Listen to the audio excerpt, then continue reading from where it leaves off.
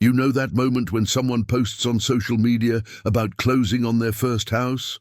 The captions all adulting level unlocked with emojis and a photo of the keys. Everyone comments congratulations, like they've just won the lottery. But here's the thing that doesn't add up. 6 months later, that same person is quiet. No more weekend trips, no new hobbies, just posts about adulting, meaning skipping dinners out or stressing over a leaky roof. Why does buying a house, this supposed pinnacle of the American dream, turn so many people into ghosts of their former selves? It's not bad luck or poor planning. It's the system designed that way. Stick around, and I'll break down exactly how the house you think sets you free actually builds your cage, piece by invisible piece. Let's start with the basics everyone skips. You hear it all the time. Rent is throwing money away. Buy a house and build equity. That's the sacred chant. But let's run the numbers on a typical setup. Say you're an average American family in a mid-sized city like Atlanta or Phoenix. Median home price hits around $350,000 these days. You put down 20% to avoid PMI. That's $70,000 gone up front. Probably your life savings or a gift from parents. Then a 30-year mortgage at 6.5% interest, which is standard now. Your monthly payment? About $1,170 for principal and interest. Sounds manageable if your household pulls in $80,000 a year, right? But wait, that's not the full picture. Add property taxes. National average is 1.1% of home value, so $320 a month.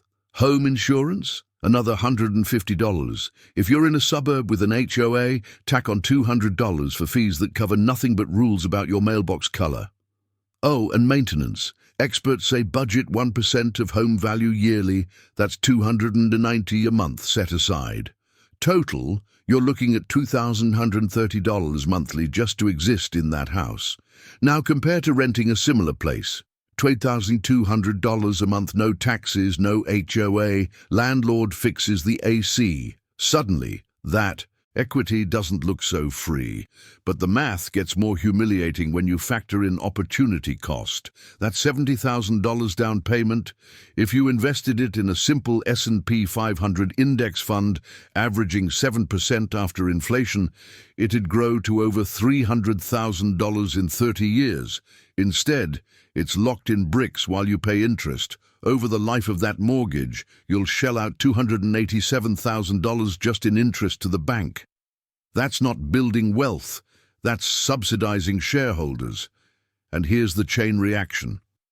Why do so many homeowners end up with maxed credit cards? Because emergencies hit and there's no liquidity. Roof needs repair, $10,000 loan. Job loss, can't sell quick without losing thousands in closing costs. The house isn't an asset, it's a liability disguised as status. You think you're ahead, but the numbers scream you're playing catch-up. Now, peel back another layer. The villain here isn't your realtor or the bank teller. They're just cogs. It's the ecosystem, decades of tax policies favoring home ownership, like the mortgage interest deduction that only helps if you itemize, which most middle-class folks don't anymore after the 2017 tax changes. FHA loans push low down payments, trapping people with PMI for years. Zoning laws in places like California or Texas inflate prices by restricting supply, making affordable homes a joke. And don't get me started on the cultural push from HGTV shows glamorizing flips or ads from Zillow promising your forever home. It's all normalized to keep you borrowing. Why? Because a nation of debtors fuels the economy. Consumer spending is 70% of GDP, and houses lock you into it. It starts innocent. You buy the house, feel accomplished, but then the escalations creep in. First, lifestyle inflation hits. New house needs new furniture, so hello Home Depot credit card at 25% interest. Car payments. You need two now for the commute from suburbs. Student loans were manageable renting in the city, but now they're competing with escrow. Payments that bundle everything into one untouchable bill. Subscriptions pile up. Netflix, gym, all to cope with the stress. Before you know it, your paycheck vanishes the day it arrives. Vacations, postponed, side hustles, no energy after yard work. And the social trap. Friends envy your square footage, but you're skipping their weddings because flights cost too much. It's not just money, it's time and choices evaporating. Worse still, the house dictates your life path. Job offer in another. The state can't take it. Selling means 6% realtor fees. That's $21,000 on our example house. Market dips, you're underwater, owing more than it's worth, like in 2008 when millions foreclosed. Health issue, no buffer, so medical debt stacks on. Retirement, forget maxing 401ks. You're too busy paying for the investment that's appreciating slower than stocks historically do. The American belief in home ownership as stability, it's a myth. Data from the Fed shows renters often have higher net worth in liquid assets because they're not house poor, but society celebrates the mortgage signing, not the renter investing freely. And the belief we attack head-on today is this one. Owning a house is always better than renting because you build equity and have something to show for it.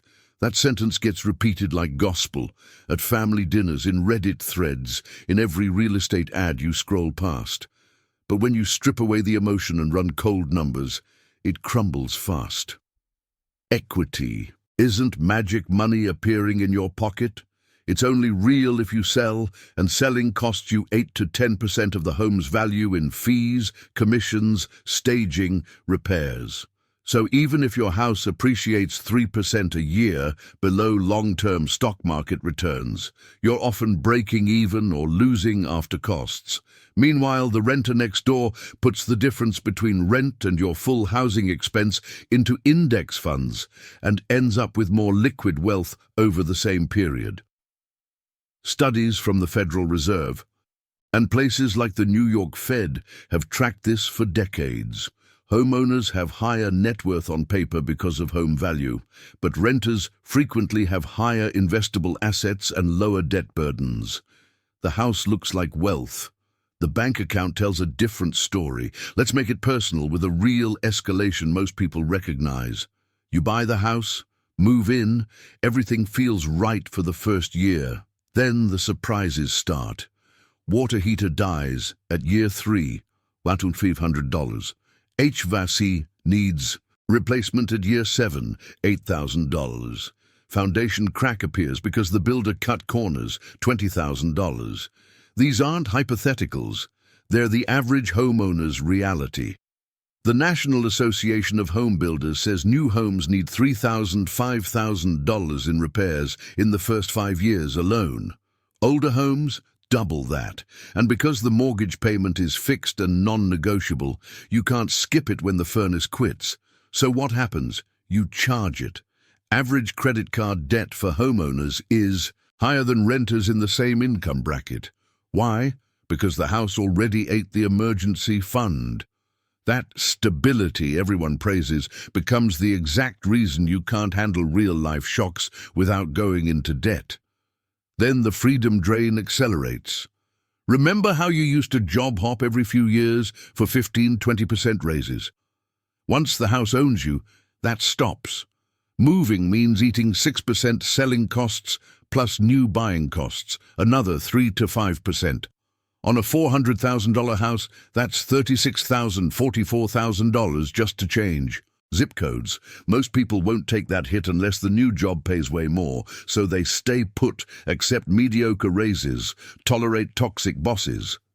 Career growth flattens, and geographically, you're tethered to one labor market. Cities with high home prices like San Francisco or Boston have stagnant wage growth for many professions because people can't leave without massive losses.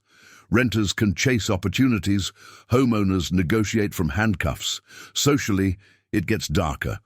You start comparing square footage instead of experiences. Friends buy bigger houses, you feel pressure to keep up, so you take on a home equity line of credit at variable rates to renovate the kitchen. Now you're deeper in debt for granite countertops nobody cares about in 5 years. The kids need private school, can't afford it because the mortgage is already 40% of take-home. College savings, delayed. And the ultimate trap, retirement. Most Americans retire with the bulk of their net worth in home equity, but they still need cash flow to live. So they downsize or reverse mortgage, which is basically borrowing against the house they spent 30 years paying off. The asset becomes the thing that forces you to keep working longer or live smaller in old age. Here's where the villain shows its full face. This isn't accidental. The entire post-war American economy was rebuilt around home ownership as the engine of growth. Politicians from both parties pushed tax breaks, low-interest loans, and everyone deserves to own rhetoric because it keeps consumption high. Banks love 30-year mortgages. They're predictable profit streams. Realtors, builders, title companies, insurers all feed off the transaction volume. Even the Fed keeps rates low, partly to prop up housing. The system needs you house poor, so you'll keep spending on credit, keep upgrading, keep borrowing. It's not a conspiracy, it's just business model math. Your mortgage payment is someone else's income, and the more locked-in borrowers they have, the steadier their profits. So you wake up one day and realize the house didn't give you security, it took it. You have a beautiful lawn, but no buffer for a $5,000 car repair. You have neighbors who wave, but no passport stamps from the last decade. You have your own place, but every major life choice runs through the question, can we afford to keep the house?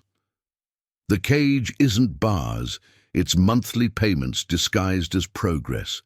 The shift happens quietly. You stop saying, I own my home, and start thinking, the home owns me. That's the moment clarity hits. Not because you hate houses, but because you finally see the trade-off for what it is. Trading liquidity, optionality, and peace for a status symbol society told you to chase. The real luxury isn't square footage. It's waking up without a payment that owns your schedule. It's having cash when life throws punches. It's the ability to say yes to a better job, a new city, or just doing nothing. For a while, without the roof caving in financially. Most people never make that mental flip. They stay trapped because admitting the American dream sold them a lemon feels like failure. But once you see it, you can't unsee it. You become the person who asks the real questions before signing. You become the one who measures freedom in months of runway, not in bedrooms. And that shift, that's worth more than any appreciation on Zillow.